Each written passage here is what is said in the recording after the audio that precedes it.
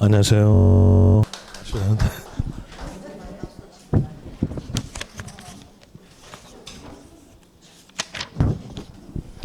요약집 보시면은요, 36쪽에서 3번에 취득세 취득시기 여기 할 차례인데요.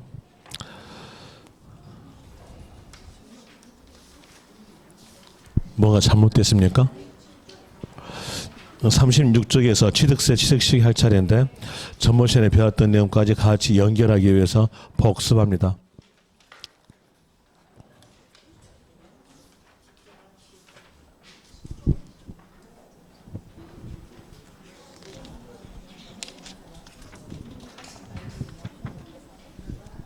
(21쪽) 보시면은요,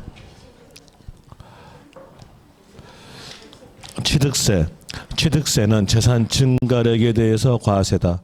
그리고 취득을 원인으로 이루어지는 등기 등록을 포함한다. 이 말은 소유권 등기를 포함해서 과세다라는 의미로서 나와지고요. 또 지방자치단체가 부가 징수하니까 지방세다. 지방자치단체 중에서도 도가 징수하니까 도에 속한 세금인데 특별시, 광역시까지 포함한다. 이렇게 나와지고요. 그리고 그 박스 안에서 취득의 뜻에 대한 내용은 유상, 무상을 불문한 모든 취득이다. 유상 취득도 과세, 무상 취득도 과세, 원시 취득, 간주 취득에 대한도 과세다. 이렇게 나와지고요. 또 동그라미 2번에서 세법의 가장 기본적 내용으로서 사실과세다. 사실과세란 말은 실질과세란 말과 같은 말로서 등기, 등록에 관계없이 결과적 내용으로서 등록면허세만 형식과세고 등록면허세를 뺀 나머지 세금은 사실과세니까 등록면허세를 뺀 나머지 세금에서 미등기라는 단어가 있으면 끝말은 과세된다. 이렇게 하시면 될 것이고요. 그리고 동그라미 3번에서 취득가액이 50만 원 이었을 때는 징수하지 아니한다. 재산세에서는 세액 금액이 2천 원 미만이면 징수하지 아니한다. 이렇게 나와지고요. 그리고 등록면허세는 등기, 등록 이 단어만 있다면 그 단어 보자마자 과세하시면 돼요. 그 내용으로서 등록면허세 세액이 6천 원 미만이면 6천으로서 징수한다. 또다시 문장에서 등록면허세 문제인데 말소 등기 아니면 변경 등기 이 말이 있으면 그 단어 보자마자 건당 6천으로서 과세다. 이렇게 나와주고요. 그리고 동그라미 4번에서 취득세에서 부가세, 취득세에 붙여서 징수하는 세금으로서는 농어촌 특별세, 지방 교육세인데 여기서 조심하실 점 농어촌 특별세는 국세라는 거 아시면 될 것이고요. 또 동그라미 5번에서 납세지 문장을 쭉 가볼 때에 납세지 아니면 관할 이 말이 있으면 해당된 세금이 국세인가 지방세인가 보고 국세였으면 사람 나옵니다. 거주자, 주소지, 관할, 세무서로 나와지고요. 만약에 국세했을 때 비거주자였다고 하였다면 그때에 대해서는 물건 나오죠. 국내 사업장, 소재지, 관할, 세무서. 지방세 했다면 물건 넣으면서 소재지 갑니다. 부동산을 취득했을 때 취득세, 납세지 이래 됐으면 취득세에 대한 내용이 지방세니까 물건 주겠죠. 부동산 그리고 소재지로 되고요. 또 납세지가 분명치 않다 이렇게 나왔으면 그때에 대해서는 취득 물건 소재지로 나와지고요. 그리고 지자체에서 둘 이상의 시군구에 걸쳐 소재 이렇게 나왔다면 끝말은 소재지별 시가빈의 비율로서 나누어 계산 나와지고요. 그리고 취득세에서 부가 징수 방법은 신고 납부다. 법에서 정한 신고 기간에 대한 이유로서 취득세에서는 원칙으로서 취득일로부터 60일 내에 신고 납부 이렇게 나와지고 예외에 가는데 예외적 내용은 예외적 관련 단어가 있어야 그 상황 나와져요. D페이지에서 상소 이렇게 나왔다면 취득세 신고 납부는 상소 개시일이 속한 달의 말일로부터 6개월 내 신고 납부다 이렇게 나와지고요. 그리고 추가 신고 납부, 추가 신고에 대한 내용은 뒤에 일어날 일이에요. 뒤에 일어날 일이니까 후발적 사유입니다. 이 후발적 사유에 대한 내용은 문장에서 후에 이런 내용들이 나타나져요. 그 내용으로서 있다면 60일 내 신고 납부다. 조심하실 점은 가산세 제외로 되고, 또 문장에서 등기 아니면 등록 이 말이 나온다면 빨리 생각하는 것은 등기 등록하러 간다 라고 생각하세요. 간다라고 생각한다면 신청서 접수 날까지 신고 납부 이렇게 나오겠죠. 그리고 신청서 접수 날까지란 말은 등기 등록하기 전까지란 말과 같은 말이고요. 그리고 이렇게 신고 납부를 하라고 했었는데, 만약에 신고 납부를 이행하지 않았다면 그때는 매매합니다. 가산세 가산 되면서 끝말은 들켰다 하고 고지서로서 징수하니까 보통 징수 이렇게 나오죠. 그리고 가산세에 대한 내용으로서 세부적 내용으로 볼 때 문장을 쭉 갈 때 거기에서 신고하지 아니하여 이 말이 나왔다면 무신고 가산세 하면서 문장 끝 가세요. 무신고 납부세액의 20%. 그리고 동그라미 2번에서 문장 가볼 때 사기 부정 나왔다면 그때는 부정 무신고 가산세 하면서 끝에 가서요. 무신고 납부세액의 40%의 가산세로 되고요. 또 그 밑에 동그라미 1번에서 문장 쭉 가볼 때 적게 신고 이 말이 나왔다면 과소신고 가산세 하면서 끝으로 가셔서 과소신고 납부세액의 10%의 가산세로 되고요. 또 문장을 쭉 가볼 때 납부하지 아니하거나 이렇게 나왔다면 납부 불성실 가산세다 하면서 끝말 가세요. 끝말에서는 이자율이 나오면 되죠. 이자율에 대한 이로서는 10만 분의 25 이렇게 나와주고요. 조심하실 점으로서 만약에 고지 이 말이 있는 상태에서 납부기한 경과하여 이렇게 나온다면 그때는 가상금을 물어본 거다라는 이로서 구별하시면 될 것이고요. 그리고 또 그 밑에서 동그라미 2번 법인에게 장부를 작성토록 했는데 법인이 장부를 작성하지 않았다면 그때는 10%의 가산세가 가산됩니다. 그리고 미등기 전매 방지 목적으로 나온 것이 무골중자의 중가산세예요. 취득세를 신고하지 않고 매각했다고 하였으면 신고하지 않았으니까 미등기죠. 매각했으면 전매죠. 여기서 신고하지 않고 매각 이 말이 나왔으면 그때는 산출세액의 80이 되고요. 끝말은 보통 징수됩니다. 그리고 미등기 전매가 아니다면 중가산세는 제외돼요. 거기에서 취득세 신고하고 매각 이렇게 나왔으면 신고했음으로써 등기죠. 등기된 내용으로서 여기는 중가산세 제외로 될 것이고요. 또 등기, 등록과 관계없는 물건 취득, 등기와 관련 없는 물건이니까 여기도 미등기와 관련 없음으로써 끝말은 중가산세 제외로 될 것이고, 또 토지 지목 변경, 토지 지목 변경 이 단어 안에는 어떤 의미가 들어있냐면 소유권 등기가 되어 있다는 의미가 들어있어요. 그럼 이 토지 지목 변경은 등기가 된 거니까 뒤에서 신고하지 않고 매각 이 말이 나왔다 하더라도 등기된 것임으로 인해서 끝말은 중가산세 제외로 될 것이고, 또 과점 주주의 주식 취득, 과점 주주의 주식 취득은 등기와 관련 없는 물건이에요. 등기와 관련 없는 물건이기 때문에 끝말은 중가산세 제외로서 나와주고요.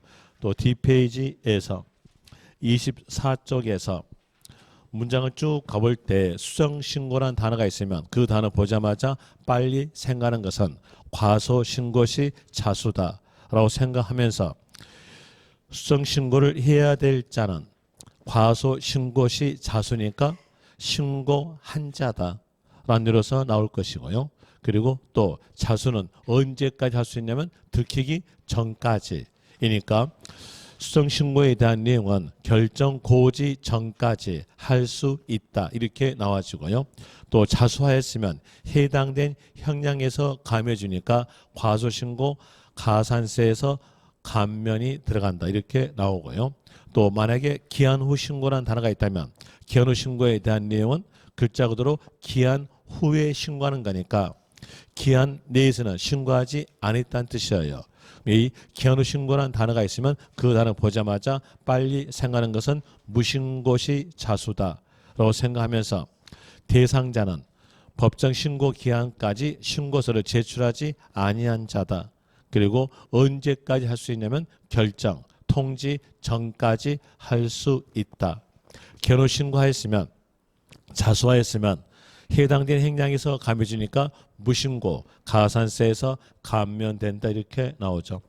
그리고 뒷페이지에서 27쪽에서 취득세 과세 여부에 대한으로서 취득세 과세에 대한 내용은 취득세 과세 대상물에 해당이 되고 비과세에 들어가지 아니한 취득 형태를 갖췄다면 취득세는 과세된다 이렇게 나옴으로 인해서 제일 먼저 보는 것은 취득세 과세 대상물을 먼저 봅니다. 취득세 과세 대상물은 법에서 정해진 물건이기 때문에 어쩔 수 없이 암기사항입니다.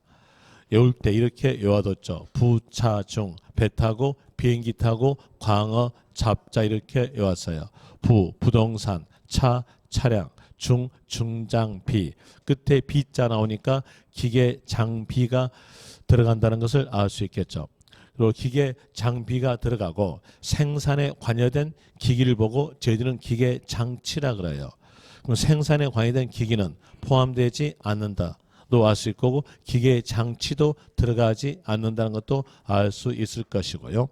그리고 배 타고 선박, 비행기 타고 항공기, 광어 잡자, 광어권, 어권 들어갑니다. 여기서 조심하실 점, 비행기 타고 광어 못 잡죠. 조심하시라고 만든 건데 여기에 대한 이유로서 취득세에서 공짜 나온 것은 광어권과 어권만 들어간다. 이걸 기억하시면 됩니다. 결과적 내용으로서는 해용권을 뺀 끝에가 공짜 나온 것은 광어권과 어권만 들어간다. 이런 이유로서 구별하시면 될 것이고 종합적으로 종합체육시설물 해용권, 콘도 해용권, 골프 해용권, 승마 해용권, 요트 해용권, 임목에 대한 내용이 취득세 과세 대상물에 해당이 되는 것이고요. 그리고 또 그 밑에서 이 가로에서 취득세 비과세에서 동그라미 1번 국가 또는 지방자치단체의 자기를 위한 취득은 과세하지 않는다. 애국정부에 대해서는 상호 면세지에 의한다. 그 나라에서 우리나라 대사관 취득에 대해서 과세했으면 우리나라도 그 나라 대사관 취득에 대해서 과세된다. 이렇게 나와주고요.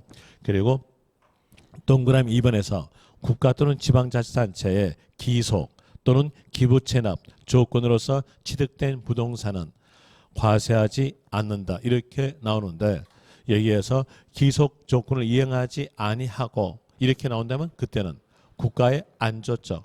안 줬으니까 과세다. 안으로서 되고요.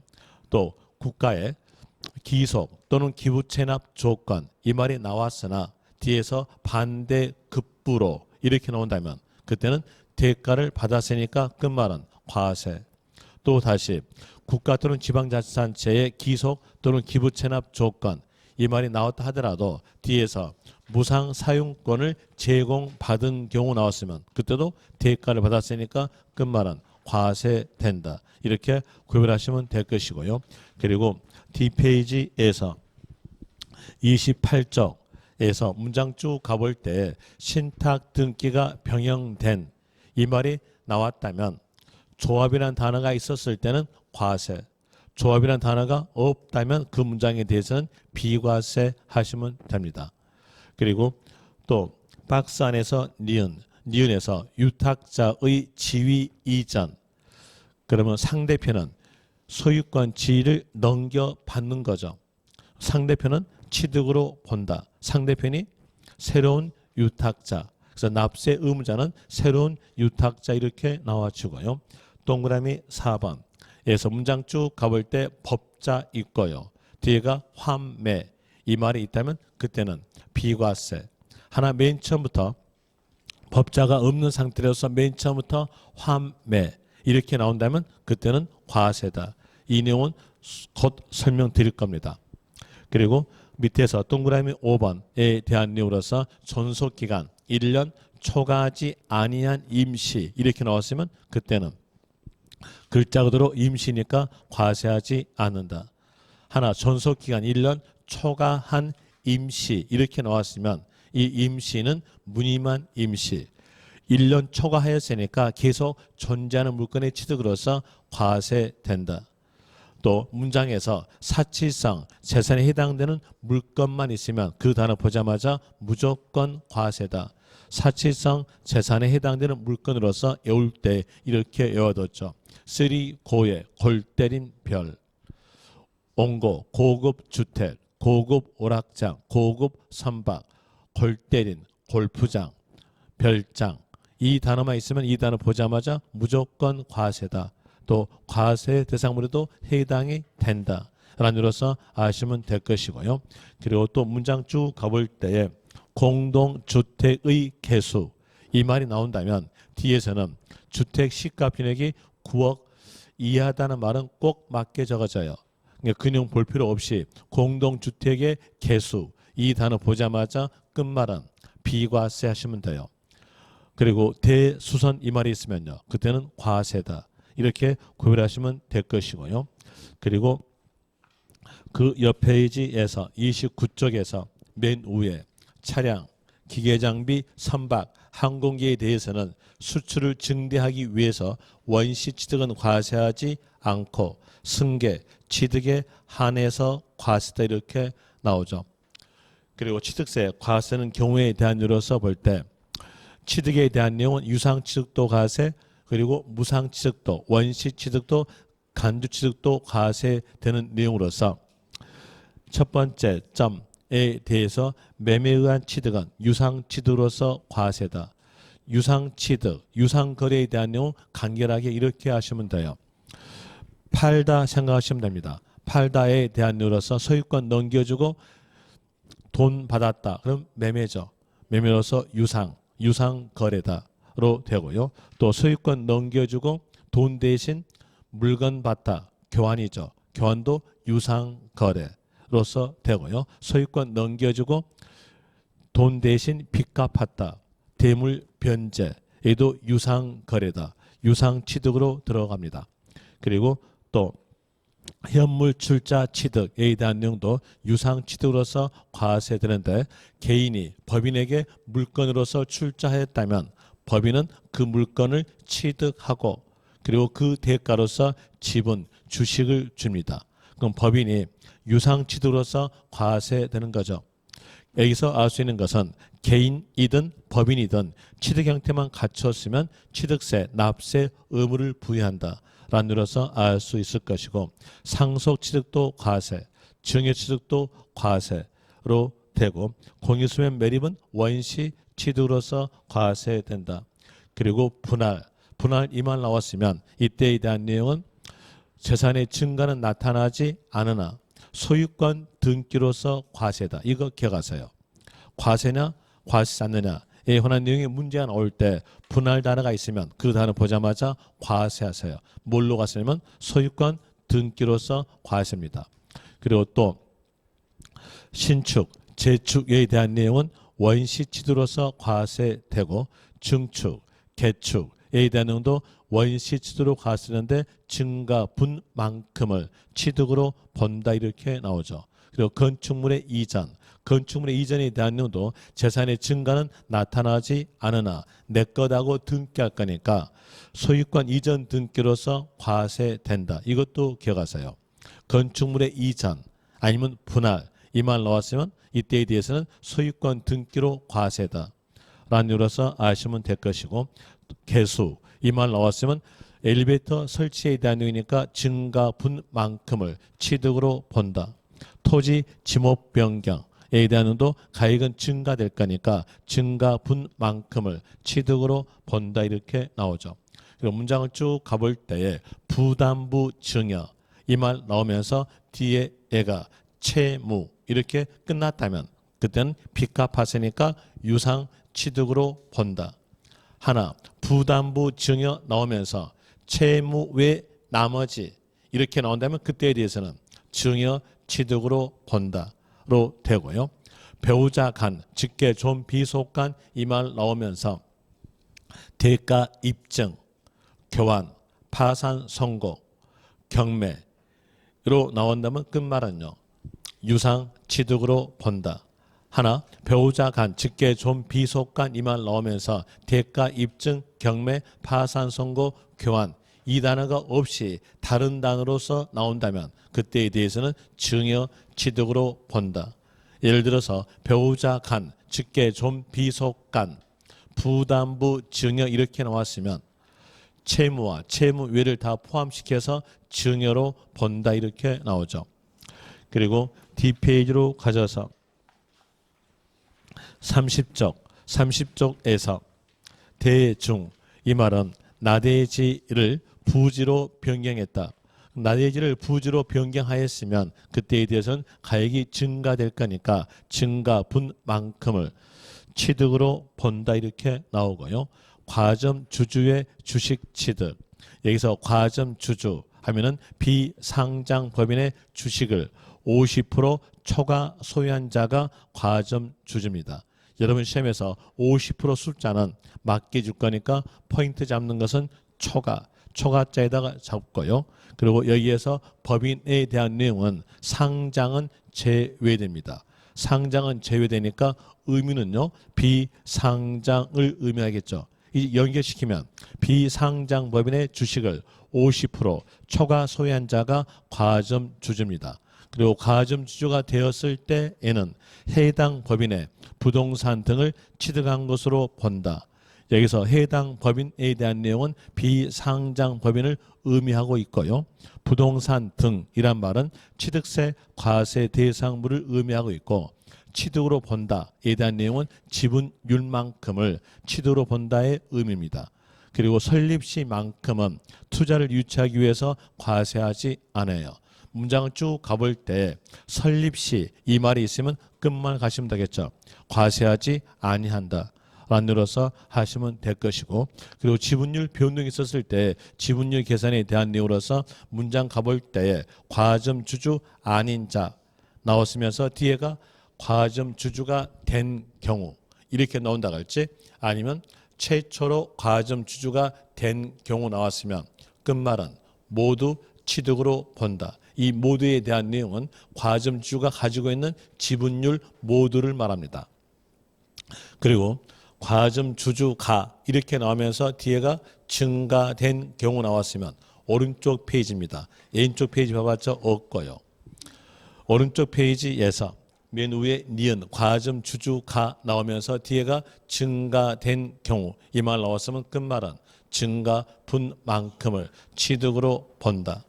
그리고 디귿에서 과점 주주가 나오고 그 옆에서 양도 그리고 다시 그 밑에서 과점 주주가 다시 된 경우 재차 과점 주주가 된 경우 나왔으면 끝말은 증가분만큼 취득으로 본다. 이 증가분에 대한 내용은 후 과점 주주에서 전 과점 주를 뺀 차액만큼을 말합니다. 그리고 D페이지로 가져서 34쪽에서 취득세 납세 의무자. 취득세 납세 의무자는 등록을 이행하지 않더라도 사실상 취득 형태를 갖췄으면 취득으로 본다에 대한으로서 사실상 취득자가 납세 의무자입니다. 사실상 취득자에 대한으로서는 소유자 또는 양수인으로 본다 이렇게 나와주고요. 그리고 차량, 기계장비, 선박, 항공기에 대해서는 승계 취득에 한해서 과세하니까 납세 의무자는 승계 취득자 이렇게 나와주고요. 그리고 동그라미 1번에서 문장 쭉 가볼 때 설비 이 말 나오면서 뒤에가 하나가 되어 이렇게 연결됐으면 끝말은 주체, 구조부, 취득자가 납세 의무자다. 그리고 동그라미 2번에서 지목 변경 이 말 나왔으면서 취득세 납세 의무자 물어본다면 그때는 소유자가 납세 의무자고요. 동그라미 3번에서 외국인 소유 이 말 나오면서 뒤에가 임차여 수입 이 말 나왔으면 납세 의무자는 수입자가 되는 것이고요. 그리고 동그라미 4번에서 상속 이 말 넣으면서 취득세, 납세 의무자 물어본다면 당연히 사실상 취득자는 상속인 아니면 상속인 각자 이렇게 나와지고요. 그리고 동그라미 5번에서 문장 쭉 가볼 때 조합 2 넣으면서 바로 옆에가 조합 원용 이렇게 나온다면 끝말 가서요. 조합 원이 취득한 것으로 본다로 되고요. 그리고 동그라미 7번에서 취득대금 지급한 자가 따로 있음이 입증 이렇게 나왔다면 그때에 대해서는 돈 준 자가 취득한 자입니다. 취득대금 지급한 자가 취득한 것으로 본다 이렇게 나와주고 또 그 밑에 화살표에서 소유자와 신설 증설자가 다를 때 이렇게 나왔다면 그때 납세 의무자는 소유자가 납세 의무자 이렇게 나오죠. 여기까지가 전번 시간에 배웠던 내용의 복습이었어요. 그럼 이제 이번 시간에 배울 내용으로서는 36쪽에서 3번 취득세 취득 시기로서 가는데 이제 여기에서 취득세 취득 시기에 대한 내용이 왜 나왔겠는가? 이 법이 나왔던 원인을 먼저 봅시다. 원인에 대한 이유로서 방금 볼 때 취득세가 과세되었어요. 그래서 과세되었다. 과세되었으면 취득일로부터 60일 내에 신고 납부합니다. 60일 내에 신고 납부되는데 만약에 여기에서 신고 의무와 납부 의무를 이행하지 않았다면 그때에 대해서는 지자체가 제척기간 동안에 밝혀내죠. 제척기간 이 말 나왔으니까 또다시 복습해드리면 제척기간 이렇게 물어본다 할지 아니면 부과할 수 있는 기간 또 제척기간이 지나면 부과할 수 없다 이런 이유로서 물어보는 건데 거기에서 볼 때 사기 부정 이 말 나왔으면 제척기간은 10년 10년이 지나면 부과할 수가 없다 이렇게 되는 것이고요. 또 다시 신고서 제출하지 아니한 경우 무신고 나왔다면 그때의 제척기간은 7년 7년이 지나면 부과할 수가 없다 이렇게 되는 것이고요. 또 다시 과소신고 종합부동산세 재산세로 물어본다면 그때에 대해서는 5년이 지나면 부과할 수가 없다. 5년 내에는 부과할 수가 있다 이렇게 나오죠. 이런 이유로서 제척기간 보니까 이는 무신고죠. 무신고니까 몇 년일까요? 7년. 7년 기간 동안에 지자체가 밝혀냅니다. 밝혀내가지고 거기에서 매매하죠. 가산세 가산 하여가지고 들켰습니다 하면서 고지서로서 징수합니다. 고지서로 징수하니까 그 방법은 보통 징수다 이렇게 나오져요. 이제 여기에서 볼 때 요 가산세가 가산되냐 안 되냐 판단이에요.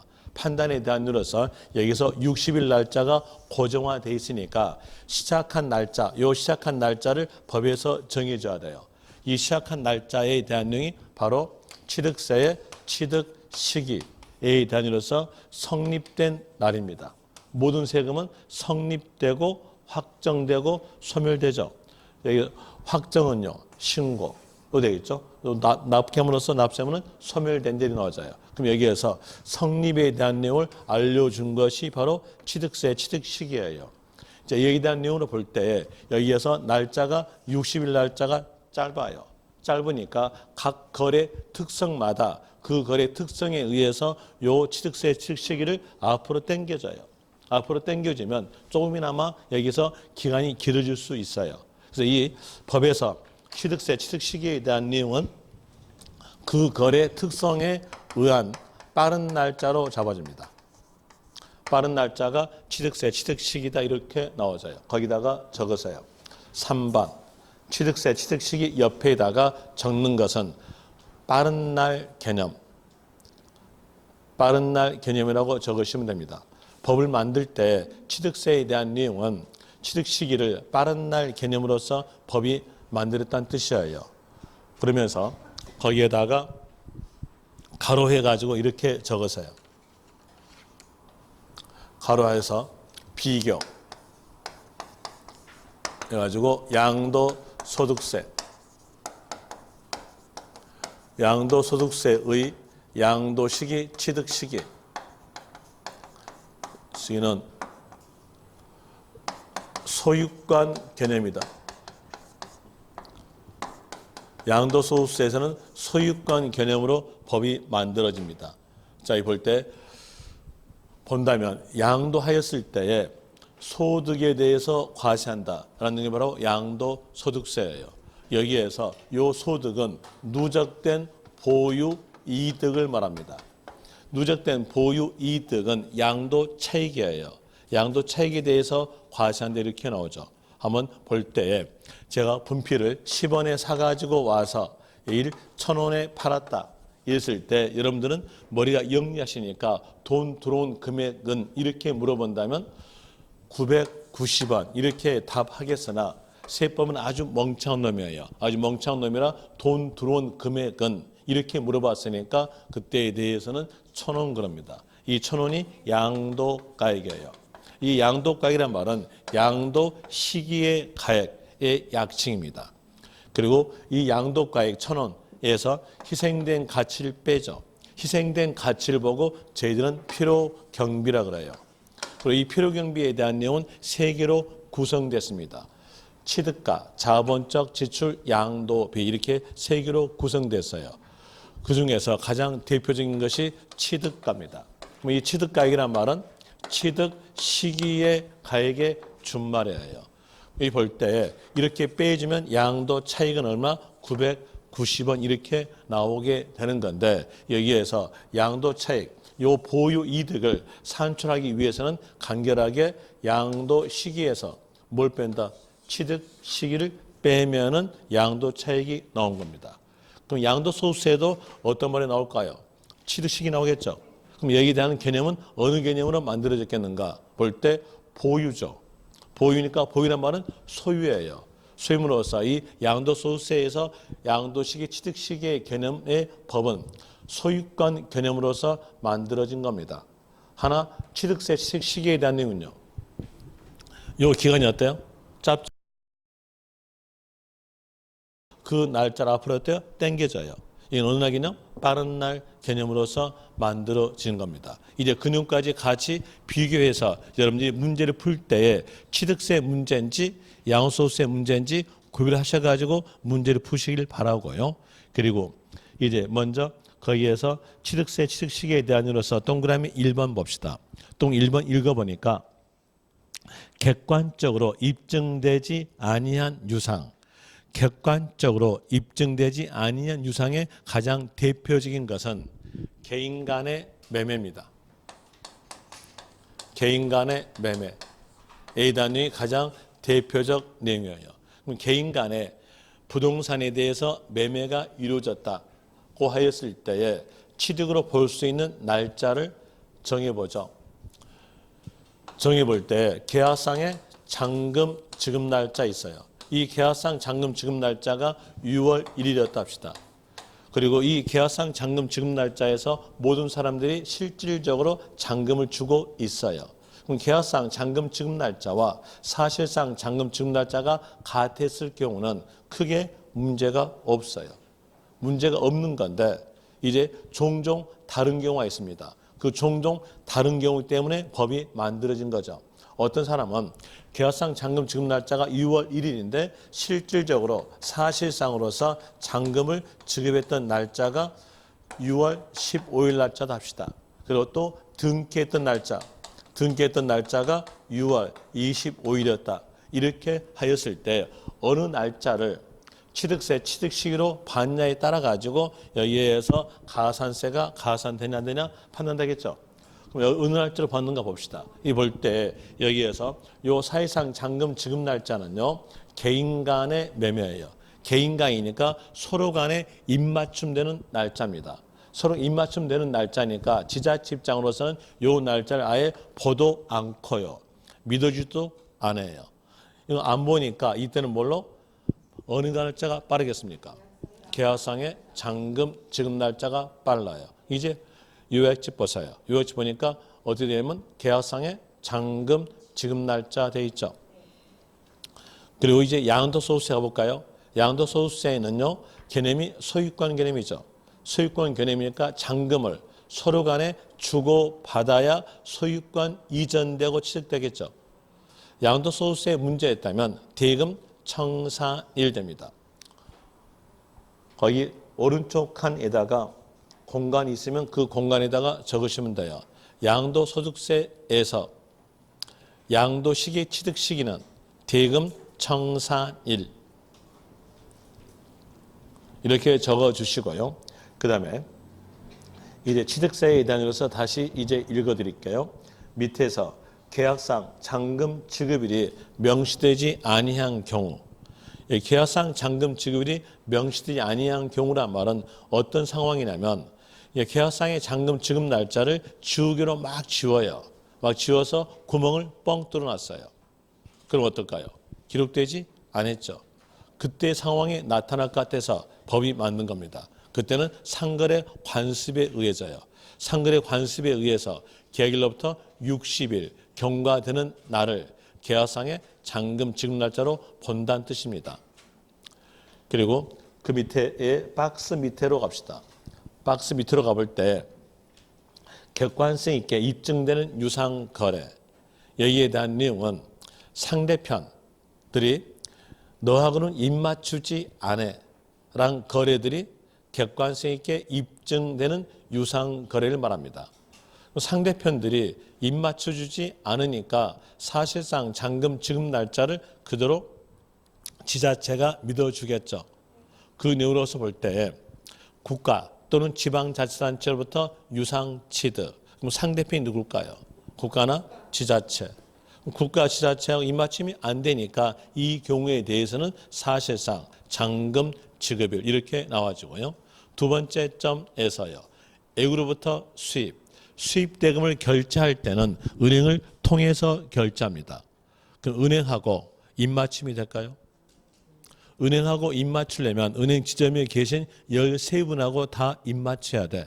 그럼 입이 부르터.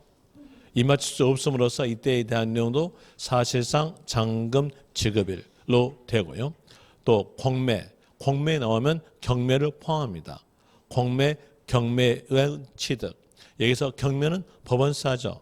법원사니까 이때 법원에다 하고 입맞춤이 없음으로써 여기에 대한 내용도 사실상 잔금 지급일로 가는 것이고요. 그리고 또 판결문에 의해서 취득가액이 입증된 취득. 이 판결문은 법원 판결만을 말합니다. 법원 판결만을 말하니까 법원하고 입맞춤이 안 되죠. 사실상 잔금 지급일. 법인 장부에 의해서 취득가액이 입증된 취득. 법인들은 장부를 작성하는데 그 장부 작성에 대한 내용은 기업회계기준에 의합니다. 거기에서 분계장 나오고 총계장 온장 이렇게 나오는데 그 내용을 설명하게 되면은 이건 한 3박 4일 걸려요. 그러니까 간결하게 갑시다. 간결하게 법인은 형체 없죠. 그럼 형체 없는 법인하고 입맞춤 될까요? 입맞춤이 안 되겠죠. 그럼 여기다 내용도 뭘로? 사실상 잔금 지급이래요. 여기에 해당된 거래는 사실상 잔금 지급일이고 여기에 들어가지 아니한 나머지의 유상 거래는 계약상의 잔금 지급일입니다. 그럼 이제 이 내용으로서 사실상 잔금 지급일에 해당되는 거래를 암기할 수밖에 없어요. 여기 해당된 거래는 사실상 잔금 지급일, 여기 안 들어간 거래는요. 계약상의 잔금 지급일 되니까 사실상 잔금 지급일에 해당되는 거래를 암기하시면 돼요. 외울 때는 첫 글자 그대로 외우세요. 어차피 여러분 시험은 법전 내용 그대로 나와요. 법전 내용 그대로 나오니까 첫 글자로 외워도 관계는 없어요. 첫 글자로서 이렇게 외우시면 되겠죠. 국, 외, 공, 판, 법 이렇게 외워두고 첫 글자가 국, 외, 공, 판, 법에 해당되지 아니한 첫 글자로 나왔다면 그때에 대한 내용의 유상거래는 계약상의 잔금 지급일 이 내용으로서 하시면 됩니다. 그리고 이제 박스 갑시다. 자, 박스 가보는데 박스에 대한 내용으로서 예습은 안 해올 것 같을 거니까 예습 차원에서 먼저 읽어드릴게요. 박스 안에서 해당 취득 물건을 등록하지 아니하고 다음 각 기억, 니은, 디귿 여기서 기억, 니은, 디귿은 화해조서, 인락조서, 공정증서, 계약, 해제, 신고서 이걸 말합니다.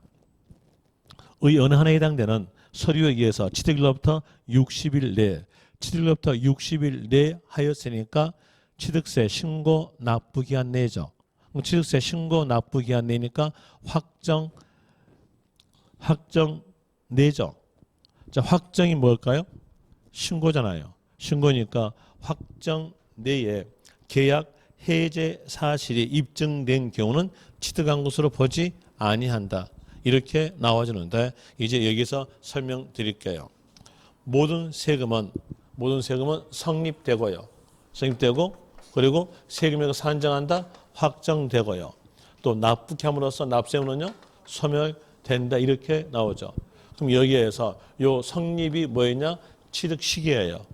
취득 시기. 그러면 개인 간의 매매에 의했을 때 취득세 취득 시기는요. 계약상의 잔금 지급일 되겠죠. 그럼 계약상 잔금 지급일 전에 계약이 해제됐어요. 자, 성립됐어요, 안 됐어요? 성립되지 않았죠. 성립되지 않았으니까 이때는 어때요? 취득으로 보지 않는다. 이러고 합니다. 취득이 아니고요. 다시 여기가 성립은 됐어요, 이제요. 성립은 됐는데 여기 요 사이 기간에 성립은 되었으나 신고하기 신고 기간 내에서 계약 해제됐으니까 그때는요 취득을 보지 않는다. 이런 뜻이에요. 이런 뜻인데 거기에서 조심하실 점이 있어요. 등록을 이행하지 아니하고 이래야 돼요. 등기된 것을 화해줘서 인락조서에 의해서 계약 해제 입증 못돼요. 계약 해제 입증할 수가 없어요. 그러면서 포인트 잡는 것은 등록 이행하지 아니하고 여기다가 잡아야죠. 만약에 등기됐다면요. 그때는요. 취득으로 봅니다. 원인은 화해줘서 인락조서에 의해서 계약 해제를 입증할 수가 없으니까요. 등기된 것은 취득이다. 그래서 그 내용을 조심하시라고 기본서에도 없는 내용을 밑에다가 적어줬어요. 만약 해당 취득 물건을 등기 이행하고 해제면요. 그때는 취득으로 본다. 이 내용을 조심하시면 돼요. 그 다음에 그 밑에서 동그라미 2번 연부 갑니다. 먼저 연부란 말의 뜻에 대해서 법전에서 나오니까 법전 내용대로 말씀드리면은요. 연부에 대한 내용은 한꺼번에 지급할 수 없는 금액을 2년 이상 일정액씩 분할 지급되는 걸 보고 연부라고 합니다. 이때에서 여러분 시험에서 2년 이상이란 말은 맞게 주어져요. 맞게 주어지니까 그 내용 외울 필요 없이 간결하게 하시면 돼요. 여기서 이 연자에 대한 내용이 해년마다 연이에요. 해년마다 연이니까 해년마다 돈 준 경우다. 이렇게 생각하시면 딱 맞아요. 해년마다 돈 준 경우가 연부다라고 생각하시면서 이제 들으시면 되는데 이때 시점에서 매년 말 2년간 5억씩을 지급하기로 하다. 이랬으면 이게 연 단위로 돈 준 경우니까 연부 되겠죠. 연부 취득하였어요. 여기에서 1년 말일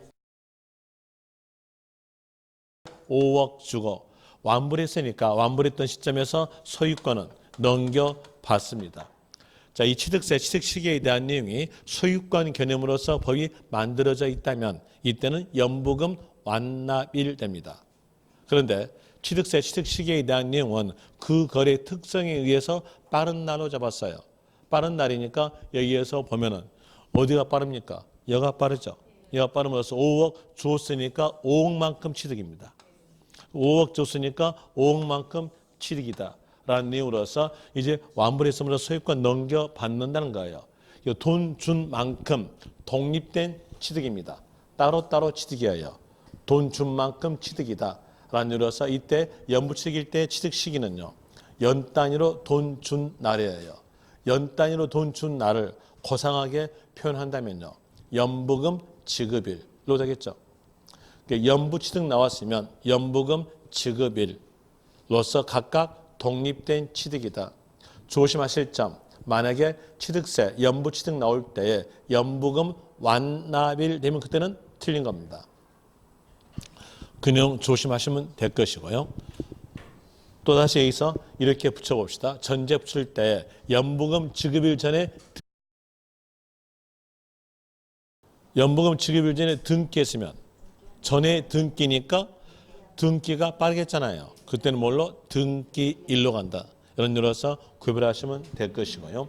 또다시 동그라미 3번. 3번에서 무상.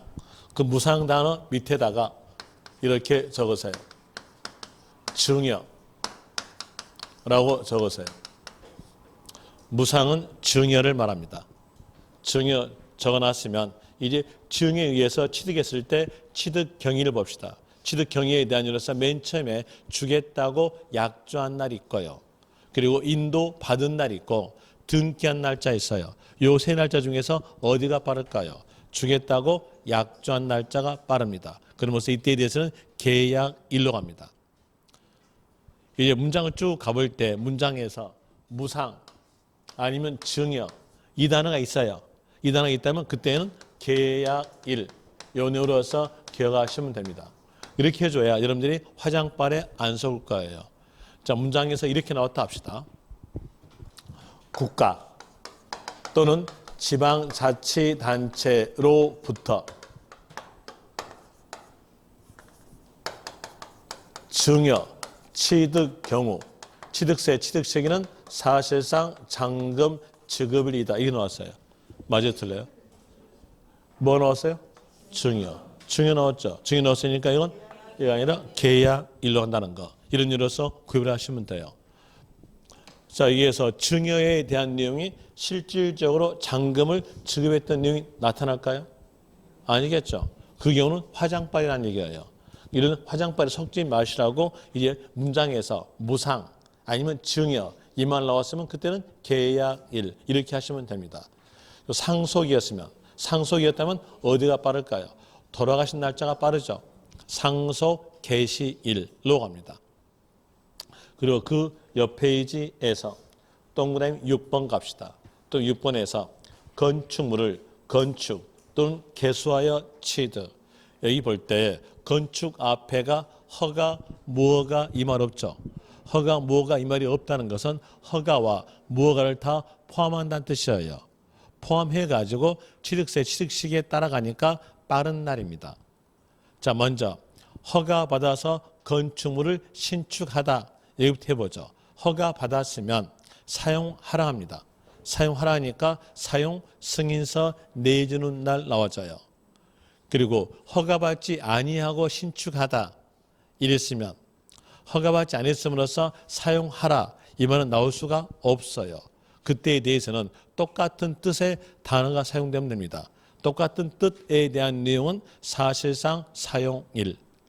그럼 두 개에 대한 내용을 포함해서 빠른 날이니까 결과적 내용은 사용, 승인서 내주는 날과 사실상 사용일 중 빠른 날로 나오죠.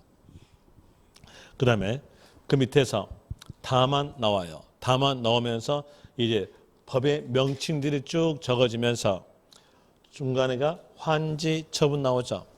환지 처분. 자, 먼저 여기에 대한 내용을 환지 처분에 대한 내용으로서 양도소득세하고 같이 또 연결해 봅시다. 양도소득세에서는 양도냐 양도 아니냐에 대한 내용이 문제로서 자주 보이는데 환지 처분에 대한 내용은 도시개발 사업을 육성하기 위해서 소유권 이전으로 보지 않습니다. 그럼 환지 처분 이 단어 나왔다면 양도소득세 문제에서 끝말은 양도가 아니다. 이런 이유로서 나와져요. 그럼 양도가 아니니까 상대편에 대한 이유로서 취득이 아니겠죠. 취득이 아님으로써 이 환지 처분에 대한 내용이 취득세에서 안 나와야 돼요. 그런데 방금 보니까 나와 있죠. 나와 있다는 것은 왜 나왔냐면요. 이 취득세에 대한 내용은 재산의 증가력 과세예요. 재산 증가력 과세니까 이 환지 처분에 대한 내용의 의미는요. 증환지의 의미가 있어요. 이게요. 그럼 이게 대한 내용은 어느 내용의 의미였냐면 증환지의 의미란 얘기예요.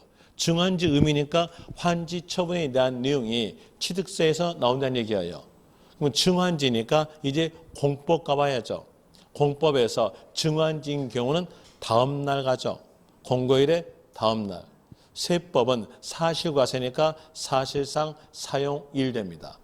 공법도 공개념이고 세법도 공개념이에요. 그럼 양 공개념에서 두 개 나온 것 중에서 어느 날짜? 빠른 날짜로 합니다. 그럼 여기에 대한 내용은 환지 처분이 취득세에서 나왔어야죠. 나왔으면 그때에 대해서는 끝말 가세요. 끝말은요. 다음 날과 사실상 사용일 중 빠른 날. 요 내용으로서 아시면 되겠죠. 환지 처분 나왔으면 다음 날과 사용일 중 빠른 날로서 하시면 될 것이고요. 그리고 또 그 밑에 가볼 때에 동그라미 7번 주택법 나옵니다. 거기에 대한 내용 에서 주택조합이 주택건설사업을 하면서 조합원으로부터 취득하는 토지 중 조합원에게 귀속되지 아니한 토지를 취득하는 경우는 사용검사 받은 날 이렇게 나와지고요. 또 다시 그 밑에서 환경정비법 이렇게 나온 내용에 대해서 중간 읽어보는데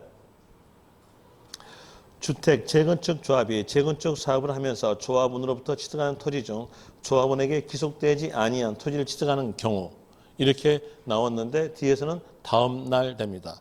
보니까 전자적 중간에 대한 내용과 후자의 중간 내용이 어떠해요? 같죠.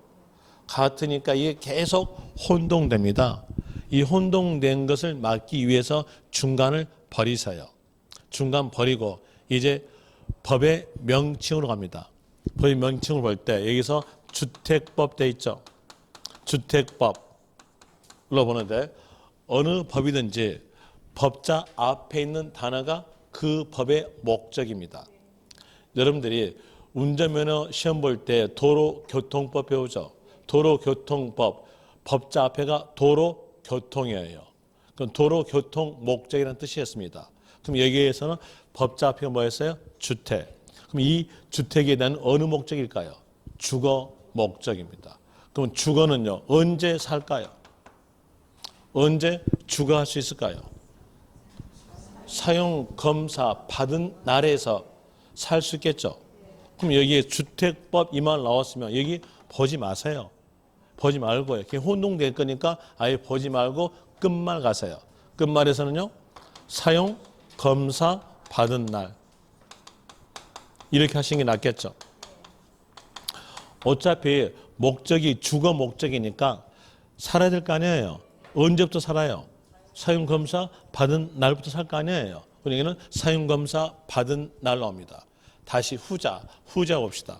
후자 보니까 거기에 대한 내용은 환경정비법이에요. 환경정비법 이렇게 나왔으니까 여기에 대한 내용의 법의 목적은요. 환경정비예요. 자, 환경정비는 공고한 날 정비할까요? 아니면 공고하고 난 다음 날 할까요? 공고하고 난 다음에 해야 될 거 아니에요. 그러니까 여기에 대한 내용의 환경정비법에 대한 내용은 다음 날 갑니다. 끝말이 뭘로? 다음 날. 이런 일로서 하시면은 그 7번에 대한 내용은 전부 다 암기된 겁니다. 이 내용으로서 하시면 돼요. 그 다음에 그 밑에서 동그라미 8번 매립 간척. 매립 간척에 대한 내용은 공유수면 매립을 말합니다.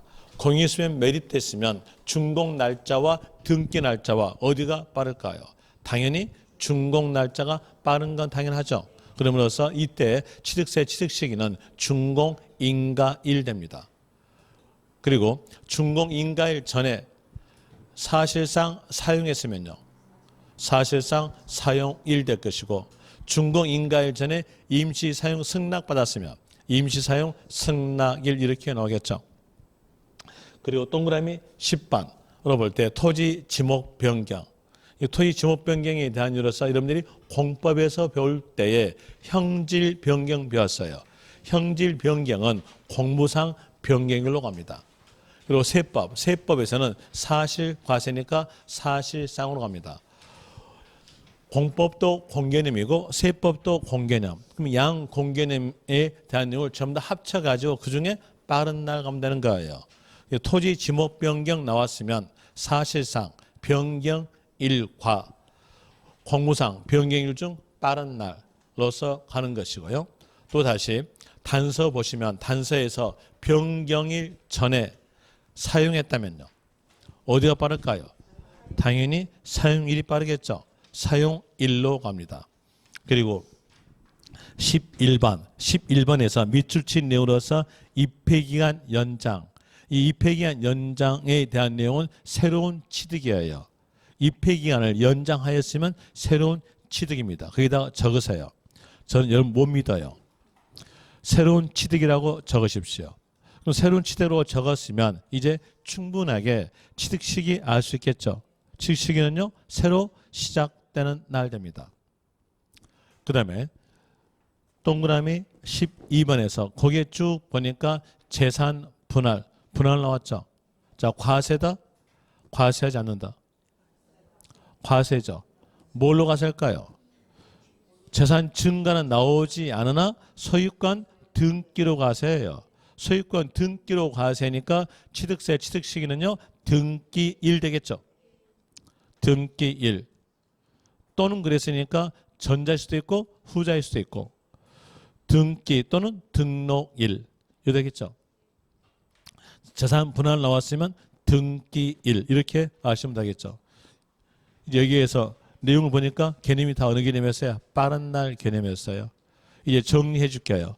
취득세 취득 시기에 대한 내용으로서 문장에서 국외판공법 이렇게 나왔다면 사실상 잔금 지급일, 국외판공법이 아닌 다른 첫 글자로서 유상거래로 나왔다면 그때는 계약상의 잔금 지급일, 계약상 잔금 지급 날짜가 명시되지 아니한 경우는 계약일로부터 60일 경과되는 날을 계약상의 잔금 지급 날짜로 보는 것이고요.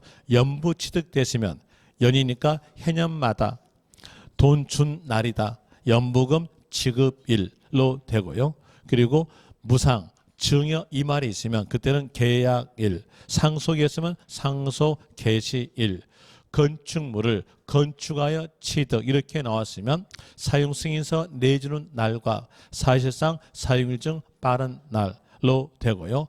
환지 처분 나왔으면 다음 날과 사실상 사용일 중 빠른 날, 주택법 나왔으면 살아야 되는 거니까 사용 검사 받은 날, 환경정비법 했으면 공고한 다음 날, 다음 날이 포인트일 것이고요. 매립간척이었으면 준공인가일, 준공인가일 전에 사용했으면 사실상 사용일 되고 토지 지목 변경 나왔으면 공무상 변경일과 사실상 변경일 중 빠른 날, 변경일 전에 사용했으면 사용일로 되고요. 입회기간 연장 나왔으면 새로 시작되는 날로 되고 재산 분할 나왔으면 등기일로 갑니다. 이제 정리했으니까 10분 쉬었다가 거기에 대해서 문제 풀어 보겠는데요.